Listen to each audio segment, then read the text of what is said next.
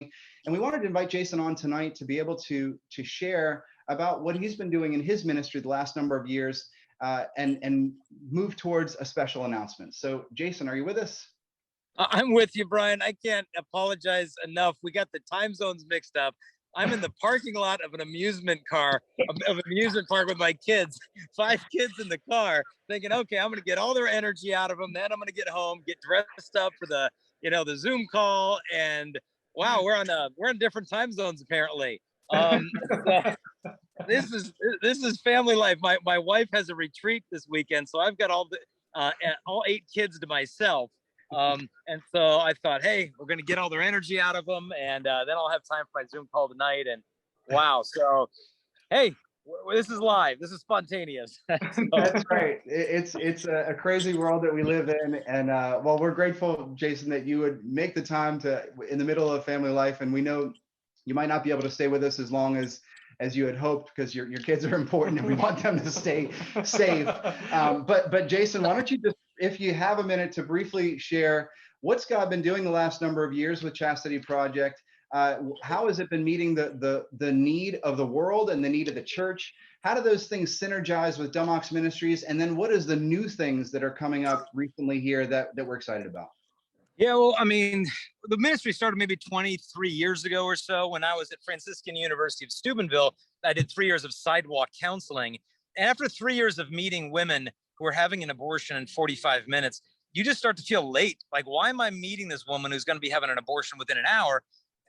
Why couldn't I have met her when she was 15 years old? Because maybe if she learned about chastity then, she never would have dated this guy to begin with and be in this difficult situation. And so I realized, to save the most unborn babies, we have to swim upstream.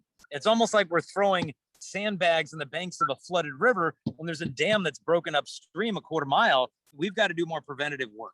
Instead of just being pro-life at the last minute, we've got to teach the young people to be pro-love, of what God's plan for human love is. At the same time, I was leading a lot of high school retreats. The kids really opened up to me about all the stuff they were going through. And at the same time, learning the theology of the body for the first time, reading Love and Responsibility, and realized, like, wait a minute, this is the antidote to so much of this hurt, so much of this confusion. And then I started sharing that with the young people, and they just came alive. I mean, they realized this is not some external imposition of Vatican rules. Like, this was the desire of their heart for authentic human love.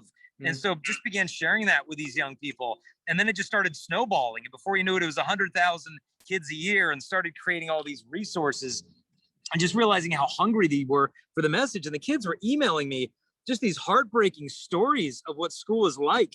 I remember one girl from Central America telling me that, the girls are, becoming sexually active, then they're getting pregnant, then they're taking abortion drugs. And one girl even emailed me and she said, the girls are flushing the babies down the toilets and the teachers don't even know this because they're having these abortion drugs and dealing with it in the bathrooms. And it, like, your heart just breaks. Like, this doesn't need to be happening.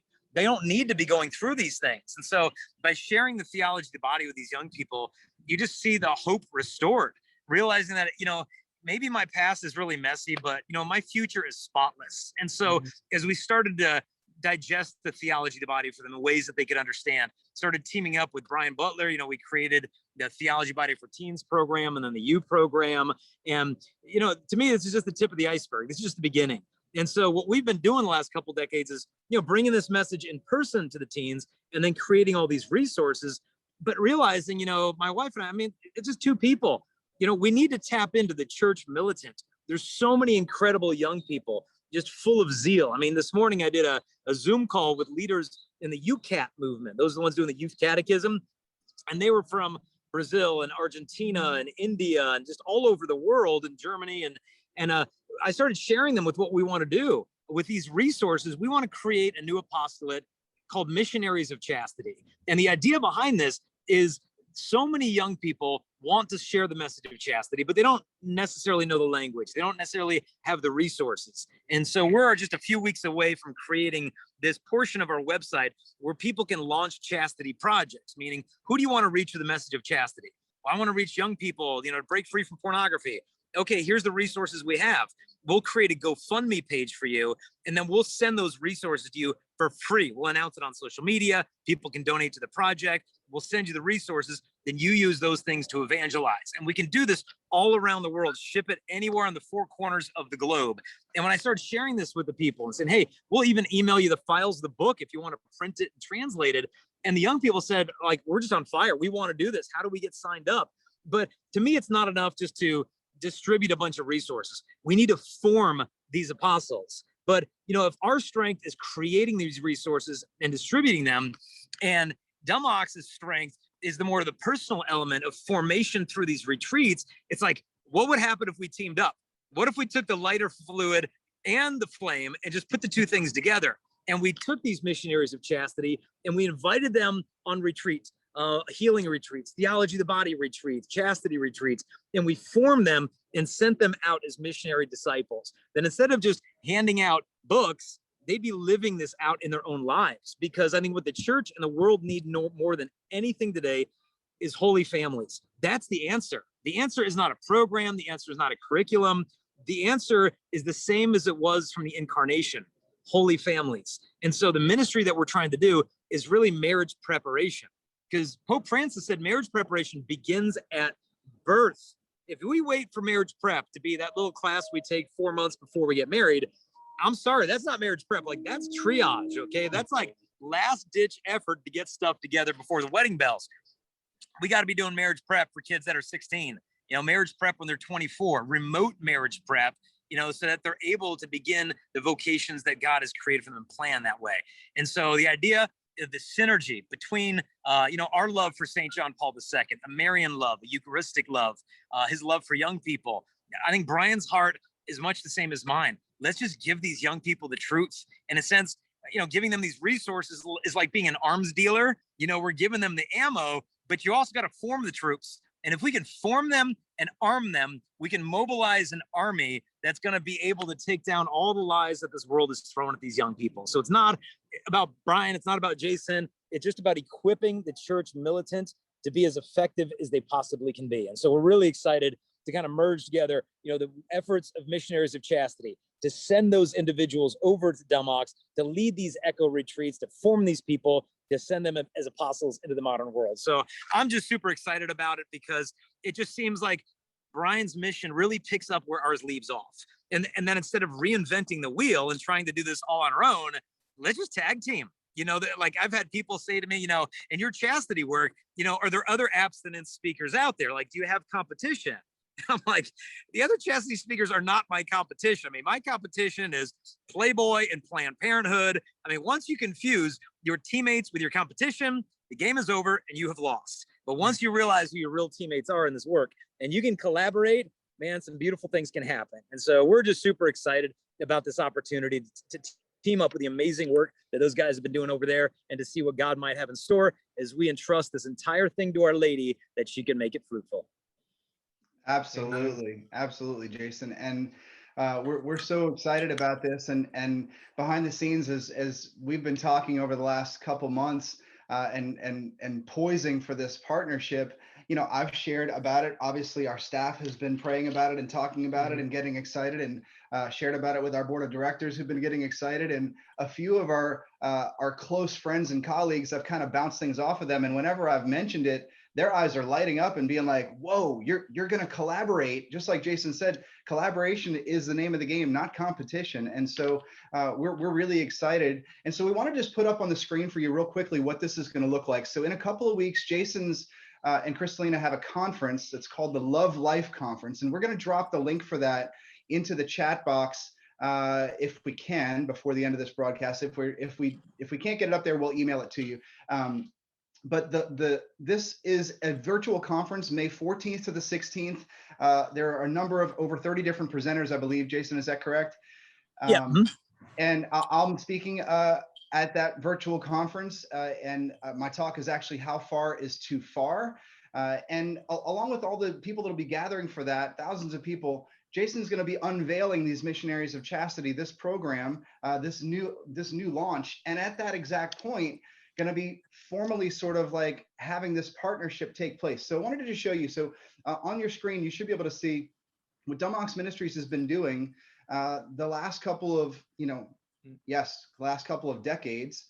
Not sure if you can see this all quite properly here, but you'll see Dumox Ministries down in the corner, hopefully. And we've got parish missions, we've got mentorship, we've got theology of the body trainings, and the talks that we're doing, retreats. And these retreats that we're most excited about is what Jason's been talking about. We've been doing this for 11 years, but we know that this is the best thing that we do. And we've been wanting to do it in a greater fashion. We've been wanting to grow it. We've been wanting to have it be more impactful for more young people so that they can go and be those authentic witnesses in the world, and no matter whatever their vocation might be. And if you've ever been to one of these, you know that there's seminarians there, there's priests there, there's religious there, there's consecrated virgins, there's single people, there's married couples. It's a microcosm of the church fully alive.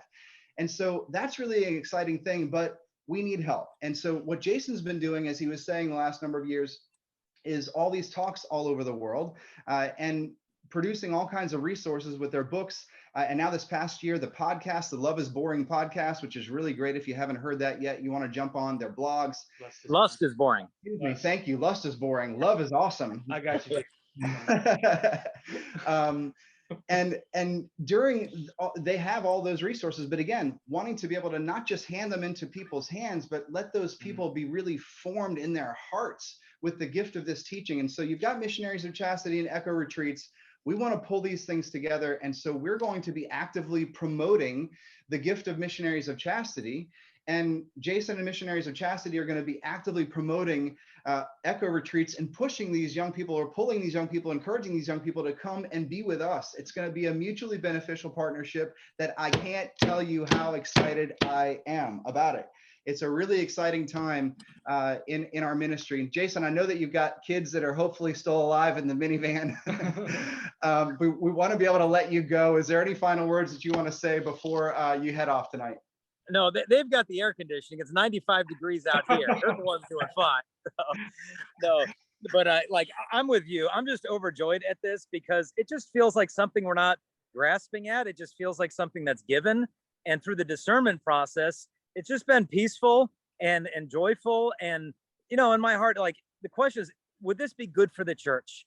And if so, then the answer is yes. I mean, you know, Brian and the folks at Dumox, they're loyal sons and daughters of the church. And it's just beautiful to be able to partner with them with their gifts. And it's such a complementary partnership, in my opinion, that his strengths are our weaknesses. And what we've been doing for so many years can really come ablaze with this personal formation aspect. So, you know, it's just, you know, as I said, we're the arms dealers and you guys are forming the troops. And now let's send them out and see what they could do for the world. Like, I think G.K. Chesterton said, the family is the cell of resistance to oppression in the world.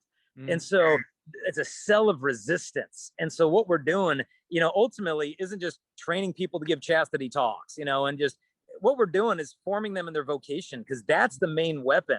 The weapon's the Holy Family. The weapon is the vocation, you know, and the more that we can form young people that on their wedding day, when they are asked by the priest, are you prepared to give yourself? They're going to be able to give an honest and firm yes. Like, I am prepared. I have gotten ready for this day, not only for this day, but for this lifetime. And so that's the big picture. And I'm super overjoyed. And I would just ask, you know, the viewers there, your prayers for the fruitfulness of this thing, for the protection of our families and those at Dumox as well. And that this whole thing would just be as big or as little as God wants it to be. This is not our idea. We just want to put it in the mantle of Our Lady, let her incubate this thing, and like, kind of like putting the roses into the folds of the tilma of Our Lady of Guadalupe. Let's just put our little gifts there, and then she's going to do what she's going to do.